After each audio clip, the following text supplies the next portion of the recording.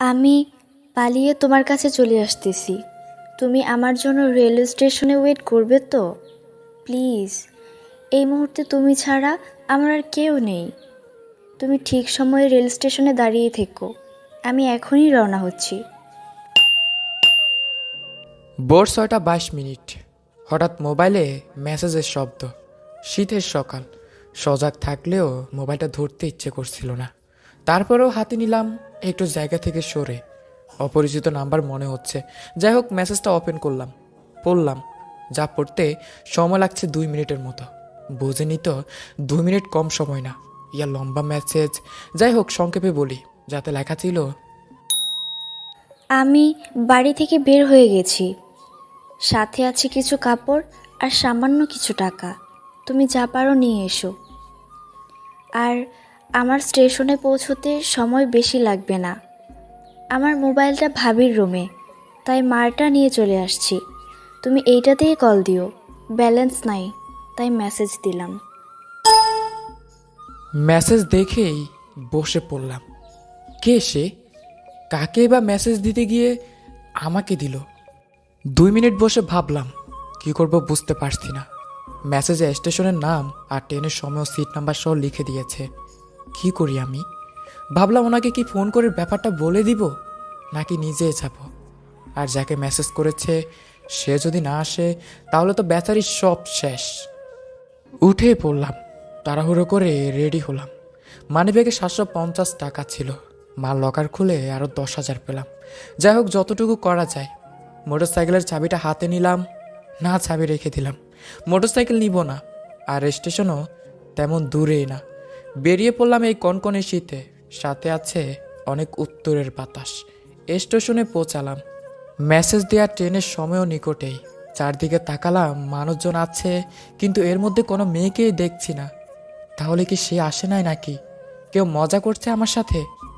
এদিকে ঠান্ডায় আমার হাত পা চলছে না। ১৫ মিনিট হয়ে গেল, কোনো কাউকে দেখছি না। ভাবলাম, কল দিয়ে দেখি কোথায় আছে। না, কল দিলে হয়তো আমার কণ্ঠ চিনে ফেলবে। তখনই দেখলাম মেসেজের আওয়াজ। ওরই মেসেজ। লিখেছে, শোনো, আমি সামনের স্টেশনে চলে আসছি। তুমি সেখানে আসো। কেন এসেছি তা পরে বলবো। রাখি, বাই। তাড়াহুড়ো করে একটা সিএনজি নিয়ে সামনের স্টেশনে গেলাম। এর মধ্যে ট্রেনও সেখানে গিয়ে পৌঁছালো। সবাই উঠে গেছে, এখনই ছাড়বে। কিন্তু সে কোথায়? কি করে বা তাকে আমি চিনব? ট্রেন চলছে, আমিও হাঁটছি। পরে হঠাৎ করে মেসেজ দেওয়া সিট নাম্বারে কথা মনে পড়ল। ধরিয়ে গিয়ে সে বগিতে উঠলাম।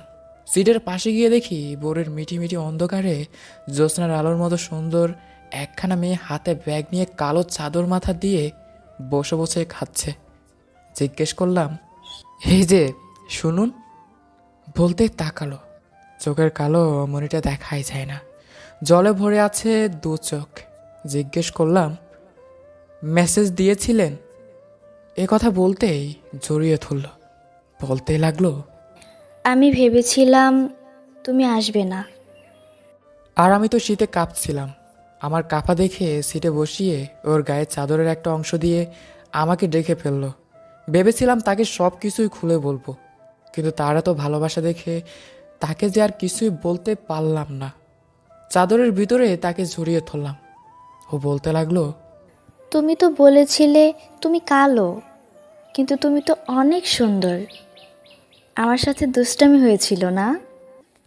তা বলেই মার দেওয়া শুরু করলো। আর সেখান থেকে আমরা চট্টগ্রাম চলে যাই। আর সেখানে গিয়ে আমরা বিয়ে করি। ছোট একটা চাকরি নেই, সাথে ছোট একটি বাসা। আজ আমাদের কোলজুড়ে আছে আমাদের মেয়ে মিথিলা।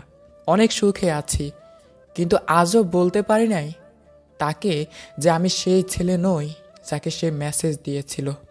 শুধুমাত্র তাকে হারানোর ভয়ে। অনেক অনেক ভালোবাসি, অনেক ভালোবাসি পাগলিটাকে। গল্পটি ভালো লাগলে অবশ্যই শেয়ার করবেন। আমাদের সাথে থাকার জন্য অসংখ্য ধন্যবাদ।